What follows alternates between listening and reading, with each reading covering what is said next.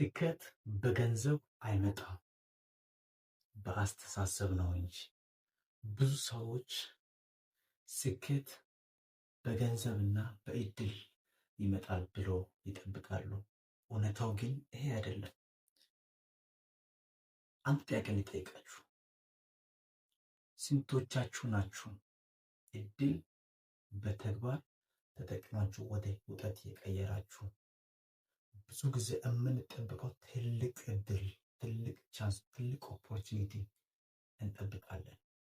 ግን ስኬት የሚመጣው ትልቅ ነገር በመጠበቅ ላይ ቁጭ በማለት ሳይሆን ትንሽ ኦፖርቹኒቲዎችን፣ ትንሽዬ ምቹ አጋጣሚዎችን ወደ ስራ ስንቀይር፣ ወደ ቢዝነስ ስንቀይር፣ ወደ ተለያዩ ነገር ስንለውጠውና ያለን እውቀታችን ስንጠቀም ነው ስኬት የሚመጣው።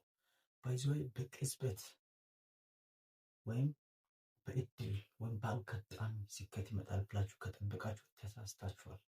ስኬት በእውቀት የረዥም ጊዜ ልፋት፣ ድካም፣ እውቀት የፉል ፓኬጁን ይዞ ነው ወደ ስኬት መድረስ የሚቻለው እንጂ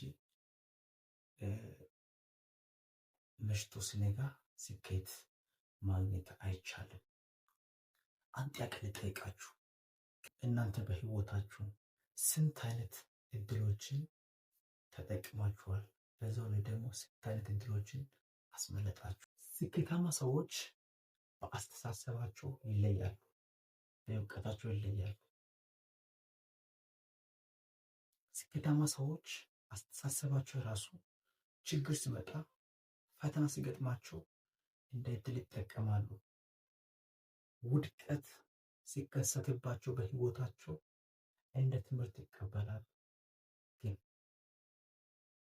ሌሎቹ ደግሞ ውድቀት ሲመጣ መቆም፣ ቀጣይ ስቴፕ እንደሌለ፣ ፈተና ሲገጥማቸው ደግሞ እዛው ስቶፕ እንደማድረግ ነው ያስቡትና በአስተሳሰባቸው ይለያሉ። እናንተ ከየትኞች ናችሁ? ስኬታማ ሰዎች ጋር ናችሁ? እንደ አሸናፊዎች ናችሁ? አሸናፊዎች እኮ ውድቀትን እንደ ትምህርት ነው የሚቆጠሩት። እንደሚወድቁ ሳይሆን ከውድቀት በኋላ ያለውን ነገር ዳግም ላለመውደቅ የሚሄዱትን መንገድ ነው የሚያስቡትና እናንተ ከየትኞች ናችሁ? ከስኬታማ ሰዎች ጋር ናችሁ ወይስ ከወደቁት ጋር ናችሁ? መልካም ጊዜ። ስኬታማ ከሆናችሁ እኔ ስኬታማ ነኝ፣ ካልሆናችሁ በደንብ አዳምጡና ስኬታማ ሁኑ።